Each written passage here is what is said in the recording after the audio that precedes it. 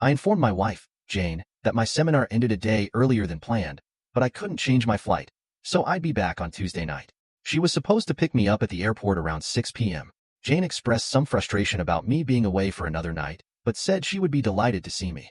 After an hour of reflection, I realized I had been away from home too often and should prioritize my wife, with whom I've lived for 17 years. I decided to go to the airport and make an effort to change my flight. Initially, I almost gave up, but then I noticed there was a flight to an airport near our hometown. The airport I usually use is about an hour north of our place, but this other airport was almost 2 hours to the south, one I'd never used before. I checked and found there was a flight leaving for that airport in half an hour, so I rushed to the counter to purchase a ticket. To my surprise, it was easier than expected. An hour later, I was in the air, and 3 hours later, I landed. I rented a car and expected to be home around midnight. Jane had to find a way to express her joy at my early return. I mentally listed some assumptions and smiled to myself. I decided not to call her and wanted to make my return a complete surprise. It was just before midnight when I arrived home. The house was dark, and Jane's car was gone. I found it peculiar as I brought my bag inside and unpacked, wondering where she could be at this hour but deciding not to jump to conclusions. I called her cell phone, and she answered on the third ring. I greeted her and pretended to check on her well-being. She informed me that it was well past midnight, and she had been asleep. She assured me that she would be at the airport the next morning at 6 to pick me up. I was puzzled and curious about her being asleep, but not at home. I inquired about her whereabouts, mentioning that I had tried calling our home phone but got the answering machine instead. She explained that she was in bed and that our phone didn't work, mentioning a repairman scheduled for the next day. My head was spinning as I wondered whether she was in bed upstairs. I had been unpacking in the same room and hadn't seen her. It seemed unlikely that she was blatantly lying to me, but I couldn't help but wonder why. I then informed her that I wouldn't be on the 6 a.m. flight and that I'd be staying a few more days. I promised to call her when I had the exact time and day for my return.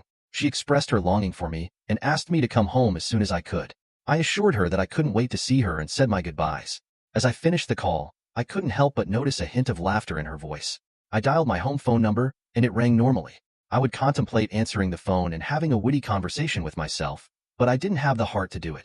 I went up to our room and searched under the bed and in other hiding spots. I thought to myself, ladies and gentlemen, Elvis has left the building. I'm in sales, not rocket science, but my instincts were sharp, and I sensed something suspicious. How foolish had I been? Quite foolish, that was my honest assessment. The next morning, I got up early and moved the rental car to the other side of the street. Around 7 o'clock in the morning, I saw Jane's car pull up to the house with a man driving. I hid in the junk closet in the foyer with the door slightly ajar. Jane unlocked the door, and they entered. She informed him that she needed to change and get ready for work. She mentioned getting clothes for the next day to avoid returning in the morning and said she'd be back in 10 minutes. He chuckled and replied that he'd help, but then he'd have to make love to her again. Jane playfully warned him that she'd have to fire him for being late and mentioned that he seemed to enjoy the fact that she worked under him. She also commented on how his wife considered her the perfect secretary. I couldn't help but wonder what she would say to his wife, considering she found him obnoxious and arrogant. He had only been with the company for a couple of weeks, as far as I could remember. He laughed and mentioned that he had already told his wife about Jane, noting that she was the same age as his wife's mother and much lighter in weight. He joked that when his wife saw Jane, he'd have to fire her anyway. He then added that he had informed his wife he'd be house hunting that week and might not be away from the hotel for a couple of days. Jane rejoined them, and they shared a laugh. She looked stunning, and her boss was named Mr. Adams. They embraced, and he gave her a slow, passionate kiss. I felt tempted to grab an umbrella from the shelf and voice my disapproval. He suggested that she spend the following night with him, going out for dinner and returning by 8 p.m. He mentioned the possibility of showing her the lodge after talking to the owner. Jane recommended the idea and playfully asked what kind of tour he would like, adding, "What if my husband comes home early?" His name was Jeff. Jeff reassured her, mentioning that I would call him to arrange a pickup at the airport, giving him a day's notice. He emphasized that if I didn't call today, I wouldn't be returning home tomorrow. Jane found this satisfactory and replied, suggesting that I was a pushover and that in the unlikely event of any issue, I'd probably offer Jeff a beer and apologize for any inconvenience. Jeff, in turn, suggested that I sounded like a pushover and that his wife would be furious and potentially cause him trouble if he cheated on her. Jane chimed in, saying that fear kept most men in line, though he didn't seem too afraid of his wife most of the time. Jeff responded by explaining that he'd be in deep trouble if he cheated and would be lucky to save his life. He added that his wife was in Houston, which made him feel relatively safe. That's when I stopped listening as they left the room. My face turned red, and I felt my blood pressure rise. Not only had my wife been unfaithful, but she also appeared to dislike me. I sat down to contemplate the situation, and a plan slowly began to take shape. I recalled that Jane had mentioned her new boss was being transferred from the company headquarters in Houston. I needed to find out his name, so I made a few phone calls. A few discreet questions to the female receptionist at Jane's workplace quickly provided me with all the information I needed. His name was Jeffrey Ross, and he had a wife and 2 teenage children. She would stay in Texas until the kids finished their school year, and then they would join Jeffrey in Springfield. He would search for a house every night after work. As I continued to piece together my plan, I felt a surge of determination. The betrayal stung, but I knew I had to act wisely. With a clear objective in mind, I prepared for the steps I needed to take next. My plan was unfolding with a meticulous precision that even surprised me. With Jeffrey Ross's name and the details of his personal life in hand, I knew exactly what I needed to do next. I decided to call his wife in Houston, introducing myself as Don Watson from Halifax, claiming I was organizing a small party for Jeff and her. I explained that they would receive round-trip tickets to Springfield as a surprise for Jeff. She responded positively and inquired about the date of the event. I refrained from giving a direct answer and instead conveyed that the event would take place the following night. I provided flight details and explained that the company would reimburse Jeff for the expenses. I emphasized the need for secrecy, and she promised not to divulge the information to anyone. Next, I started calling Jane's friends and family to invite them to her surprise party. I informed them that Jane had received a promotion from her boss, which warranted a celebration. Everyone was pleased with the explanation and the need to keep it a secret from Jane. I asked them to arrive at our house by 7 p.m. to ensure Jane's presence. To ensure a smooth party, I contacted a local restaurant and ordered food and drinks, specifying that it should be set up on the veranda next to the living room by our pool. This was a special touch, as Jane had always wanted a party on that veranda. I left instructions for the caterers and explained that the house might be empty when they arrived, but they could set everything up on the outdoor veranda by going around the house. The next day, I arrived at the airport half an hour early. As passengers were heading to the baggage area, I approached a couple of unaccompanied women and inquired if they were Mrs. Ross. While talking to one of the women, I heard someone addressing me. She introduced herself as Mrs. Ross and asked if I was there to pick her up. I was almost speechless when I saw her. She looked like a movie star. I introduced myself as Ron and explained that my wife worked for her husband. I decided to think on my feet as she seemed a bit suspicious. I humorously mentioned that I was often told I had married an older and larger woman, but reassured her that it was just because my wife had more experience and there was more to love. She pondered this for a moment and then smiled, and I felt relieved. We collected her luggage and headed to the parking lot. When we arrived at my house at 6:30, I explained to Mrs. Ross that it was an outdoor party in honor of her husband and also a celebration for my wife's birthday. As the guests began to arrive, the caterer completed the setup, and I was genuinely impressed. It looked like a top-notch party, and I hadn't realized it could be organized so seamlessly. By 7:30, everyone I had invited was in place. I asked them to park behind the church a half block away so our driveway would be clear. I explained to everyone that I would hide in the living room, and when the guests of honor pulled up to the house, I would turn off the patio lights. This would be a signal for them to be very quiet. We had sliding glass doors leading to the veranda, and there were vertical blinds that could be adjusted using cords. One cord opened the blinds horizontally, while another separated them. We also had heavy curtains that we used during cold weather. These curtains were large enough for me to hide behind as I reached for the cords of the vertical blinds and the light switch on the veranda. A few minutes before 8 o'clock, I noticed Jane's car pulling up in front of the house. I turned off the lights on the deck and concealed myself behind the curtains to create a quiet ambience. The door opened, and I could hear Jane and Jeff laughing. I thought to myself that it was reassuring to know they were enjoying themselves. Jeff, in a light-hearted manner, expressed his eagerness for some private time, mentioning that they rarely had a moment alone. He helped Jane remove her dress, revealing that she was wearing only a thong. They both seemed to be in high spirits as Jane playfully took off her thong. She commented on Jeff's constant playfulness, and he pushed her onto my chair, and their liaison began. Carefully, I turned on the light. Jane was taken aback and demanded an explanation for my presence, her question appearing somewhat simplistic to me given the circumstances. I calmly reminded her that this was my house, emphasizing that my name was on the deed. She expressed surprise at my early return, and I casually acknowledged it. Jeff muttered something about needing to leave and having matters to attend to. I offered him a drink, which seemed to surprise both him and Jane. I could tell Jeff was contemplating Jane's earlier assumption that I would offer him a beer if I caught them together. I couldn't help but smile as I observed his thought process. Before Jeff could respond, his wife abruptly entered the room from the veranda, clutching a large purse and waving it about vigorously. His surprise left him virtually defenseless, and he ended up about 5 feet away from his previous position. Subsequently, Jane's mother and sister joined the scene. Jane, still undressed, received a scolding from her mother, who instructed her to get dressed and jokingly suggested she consider a career in adult entertainment after the recent performance. Jane was too shocked to respond, and when I turned on the porch light, she realized that 20 other people were looking at her. I went outside, grabbed some potato salad and wings, and fetched a can of beer from the fridge. I returned to my seat and observed Jeff's struggle to sit down as well as Jane's attempts to regain her composure. The entire situation was undoubtedly frustrating, and I couldn't help but think that I wasn't the one responsible for this mess. Jane and Jeff had placed themselves and their loved ones in this uncomfortable situation. Ultimately, it was better for everyone to know the truth and move forward. As time passed, the situation settled down. Jane's cousin took Mrs. Ross to the motel, while another cousin assisted Jeff to the car and provided him with a ride to the motel. Jane's mother asked if Jane wanted to go with them, but Jane declined. Her mother expressed understanding of my likely upset and acknowledged that Jane deserved a good scolding, but believed she was already suffering enough. Then they departed. Jane hid in the bathroom, and I heard the shower running. I've never enjoyed beer and wings so much. Sitting alone and reflecting on the events of the evening, I thought to myself that once or twice in life, everything aligns perfectly and the plan actually works. After finishing my salad and wings, I began cleaning up. Cleaning up after this crowd took quite a bit of time. I had to store the leftovers in the fridge and freezer.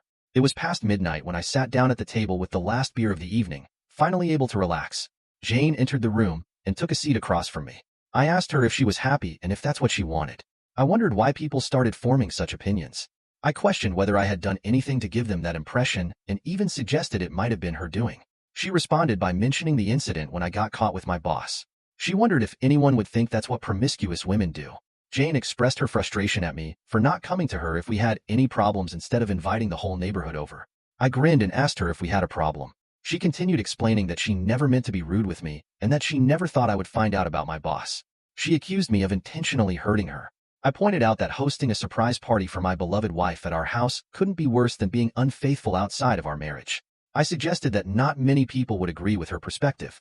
Finally, she said what I had been waiting to hear for so long. Jane reasoned that if I had been around more, none of this would have happened. She claimed that I hadn't paid enough attention to her, making her vulnerable to Jeff's advances. I couldn't help but laugh heartily. She was trying to blame me and make me apologize for her own actions.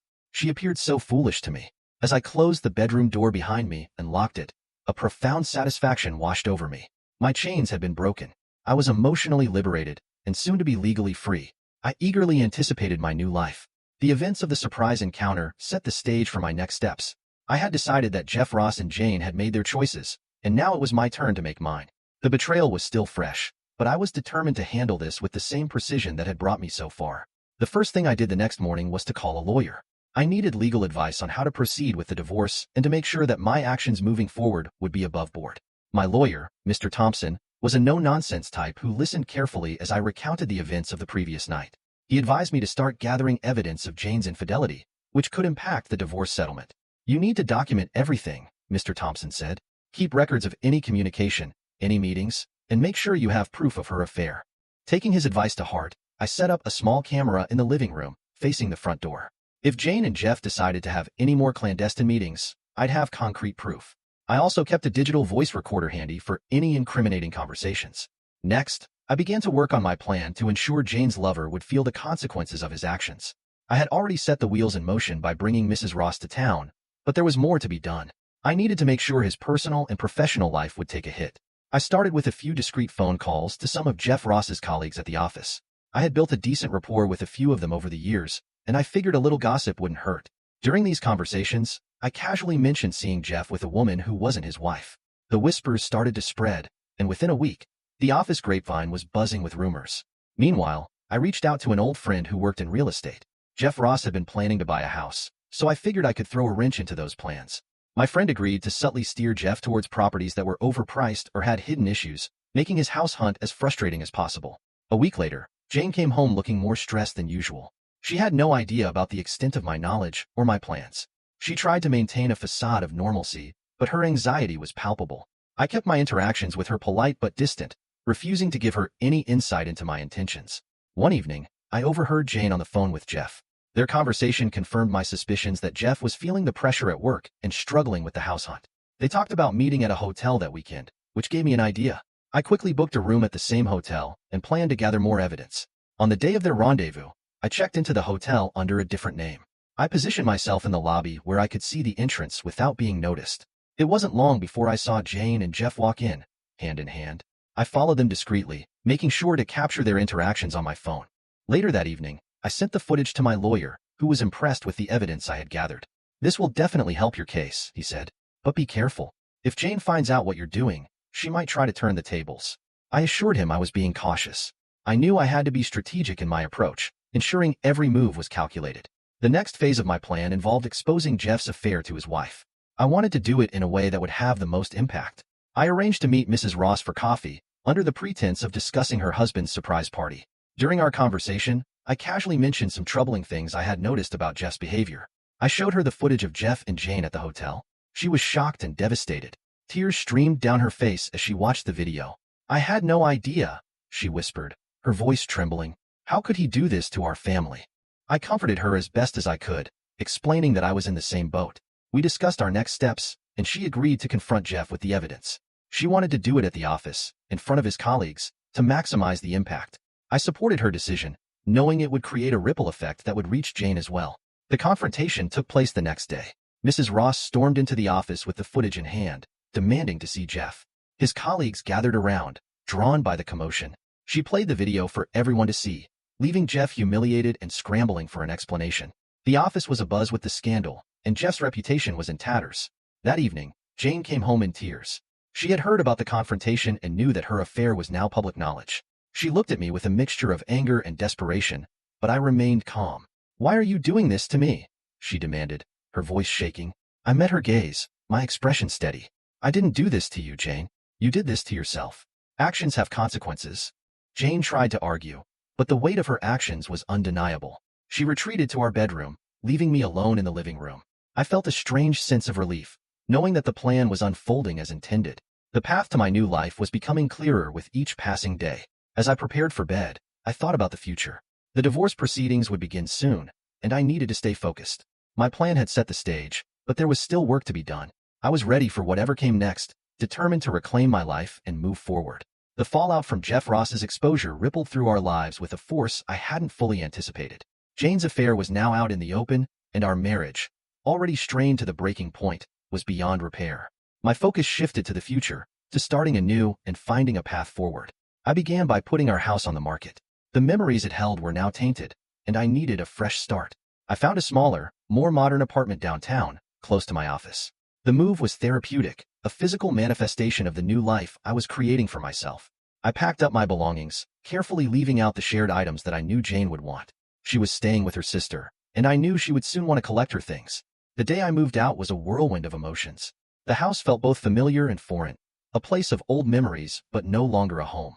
As the last box was loaded onto the moving truck, I took a final walk through the empty rooms, saying goodbye to the past. I left a note for Jane, explaining where she could find her things and wishing her well, a small gesture of closure. Settling into my new apartment was surprisingly smooth. I found comfort in the minimalistic design, the clean lines and open spaces mirroring the clarity I sought in my life. The first night in my new place, I sat on the balcony with a glass of wine, watching the city lights twinkle in the distance. It felt like a new beginning, a chance to rebuild. With the move behind me, I turned my attention to my social life. I reconnected with old friends and made an effort to meet new people. I joined a local gym, something I had neglected during my marriage. Working out became a daily routine, a way to clear my mind and focus on myself. I also took up cooking, finding joy in experimenting with new recipes and hosting small dinner parties. One evening, I invited a few friends over for dinner. Among them was Laura, an old friend from college who had recently moved back to town. We had kept in touch over the years, and it was comforting to have a familiar face around. As the night progressed, Laura and I found ourselves reminiscing about old times and laughing over shared memories. There was an ease between us, a connection that felt natural and unforced. Over the next few weeks, Laura and I started spending more time together. We explored the city, trying out new restaurants and attending local events. Our friendship deepened, and I found myself looking forward to our time together. She was a breath of fresh air, her positivity and zest for life contagious. One evening, as we walked along the riverfront, Laura stopped and turned to me, her expression serious. "Mike," she began, "I've really enjoyed spending time with you these past few weeks. You're an incredible person, and I think there's something special between us." I looked at her, taken aback by her honesty. I had felt the same way but had been hesitant to acknowledge it, unsure if I was ready for a new relationship. "Laura, I feel the same way," I admitted, "but I want to make sure we're both ready for this. I've been through a lot, and I don't want to rush into anything." She smiled, her eyes filled with understanding. "I get it, Mike. Let's take things one step at a time. No pressure, no rush." Let's just enjoy each other's company and see where it leads. We continued walking, the conversation leaving me with a sense of hope and excitement. Laura was right. There was something special between us, and I was willing to explore it at my own pace. As the weeks turned into months, my relationship with Laura grew stronger. We shared countless dinners, attended concerts, and took weekend trips to nearby towns. Her presence in my life was a source of joy and stability, something I hadn't realized I was missing. I found myself opening up to her in ways I hadn't with Jane, sharing my hopes, fears, and dreams for the future. One evening, after a particularly wonderful day spent hiking and picnicking in a nearby park, Laura and I sat on my balcony, enjoying the sunset. She turned to me, her eyes filled with affection. "Mike, I have something to tell you," she said softly. I looked at her, my heart pounding with anticipation. "What is it, Laura?" "I love you," she said simply, her words hanging in the air like a promise. I felt a rush of emotions, joy and relief mingling with a deep sense of gratitude. "I love you too, Laura," I replied, pulling her into a tight embrace. In that moment, I knew that my life was moving in the right direction. The pain of the past was fading, replaced by the promise of a brighter future. With Laura by my side, I felt ready to face whatever challenges lay ahead. We began talking about our future together, making plans and setting goals. We discussed everything from traveling the world to starting a family, our dreams intertwined in a beautiful tapestry of possibilities. As we moved forward together, I continued to focus on my personal growth. I enrolled in a night class to finish my degree, something I had put on hold for years. Laura supported me every step of the way, her belief in me unwavering. The divorce from Jane was finalized quietly, with minimal conflict. We agreed on a fair settlement, and I ensured she had everything she needed to start her new life. It was a bittersweet ending, but it felt right. We both needed to move on. Months turned into a year, and my life with Laura flourished. We decided to move in together, merging our lives and creating a home filled with love and laughter. Our bond grew stronger each day, built on trust, respect, and a deep connection that neither of us had experienced before. As I stood on the balcony of our new apartment, watching the city lights once again, I reflected on the journey that had brought me here. The pain, the betrayal, the heartache, they were all part of a path that led me to this moment. A moment of peace, contentment, and unbridled joy. I was finally where I was meant to be, and I couldn't wait to see what the future held. Life after betrayal is a complex and often tumultuous journey, but it can also lead to unexpected growth and transformation. For me, the months following the end of my marriage were a time of introspection, healing, and new beginnings. As I navigated this new chapter of my life, I learned to rebuild myself from the ground up. The first few weeks after the divorce were the hardest. The finality of it all was overwhelming, and I often found myself lost in thought, replaying past events and wondering what I could have done differently. But with each passing day, the weight of the betrayal lifted, replaced by a growing sense of determination. I was determined to reclaim my life and find happiness on my own terms. I threw myself into my work, taking on new projects and responsibilities. My colleagues noticed the change in me, and I quickly earned a reputation for being reliable and driven. The distraction helped, but I knew that true healing would require more than just burying myself in work. I decided to explore new hobbies and interests, activities that I had always wanted to try but never had the time for. I enrolled in a photography class, something I had been passionate about in college but had put aside when life got busy. The class became a sanctuary for me, a place where I could express myself creatively and meet new people who shared my interests. One of the classmates I connected with was a woman named Hannah. She was an artist with a free spirit and an infectious enthusiasm for life. We quickly became friends, often staying after class to chat and explore the city with our cameras. Hannah's outlook on life was refreshing, and her support helped me see the beauty in the world again. As my confidence grew, so did my social circle. I reconnected with old friends and made a point to attend social events and gatherings. One of these events was a reunion with my college friends, which took place at a cabin by the lake. It was a weekend filled with laughter, reminiscing, and rekindling old bonds. For the first time in a long while, I felt a sense of belonging and joy that had been missing from my life. During the reunion, I had a deep conversation with my friend Paul, who had been a pillar of support throughout my ordeal. We talked about everything: the betrayal, the divorce, and the future. Paul offered sage advice, reminding me that life is about growth and change, and that sometimes the most painful experiences can lead to the most profound transformations. Inspired by Paul's words, I decided to take another bold step. I booked a solo trip to Europe, something I had always dreamed of but never had the courage to do. The idea of traveling alone was daunting, but I knew it was something I needed to do for myself. My European adventure turned out to be a life-changing experience. I explored the streets of Paris, soaked in the history of Rome, and marveled at the beauty of the Swiss Alps. Traveling alone gave me the time and space to reflect on my life and rediscover who I was outside of my marriage. I met fellow travelers along the way, each with their own stories of heartbreak and healing, and their journeys inspired me. When I returned home, I felt rejuvenated and ready to embrace the future. My relationship with Laura had deepened, and we had talked about taking the next step in our relationship. Moving in together was a natural progression, and we found a cozy apartment that felt like home from the moment we stepped inside. Our new home was filled with warmth and love, a stark contrast to the cold emptiness I had felt before. Laura and I continued to support each other's personal growth. She encouraged me to pursue my passions, and I supported her in her artistic endeavors. Our relationship was built on mutual respect, trust, and a shared vision for the future. We talked about our dreams, our goals, and the life we wanted to build together. One evening, as we sat on the balcony of our apartment, Laura turned to me with a serious expression. "Mike, I've been thinking a lot about us and our future. I know we've both been through a lot, but I believe we can build something beautiful together. I want us to keep growing and exploring life together." Her words resonated deeply with me. "I feel the same way, Laura. You've brought so much joy and light into my life, and I can't imagine my future without you." From that moment, our bond grew even stronger. We began planning our life together in earnest, discussing everything from travel plans to career aspirations.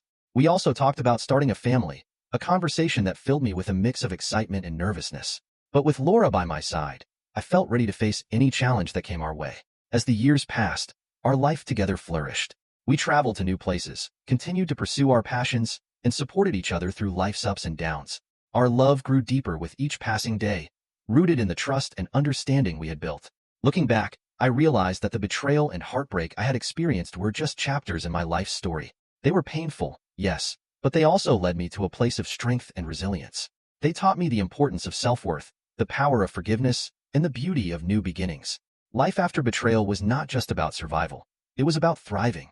It was about embracing the future with hope and courage, knowing that every ending is just the beginning of a new journey. And with Laura by my side, I knew that my journey was only just beginning.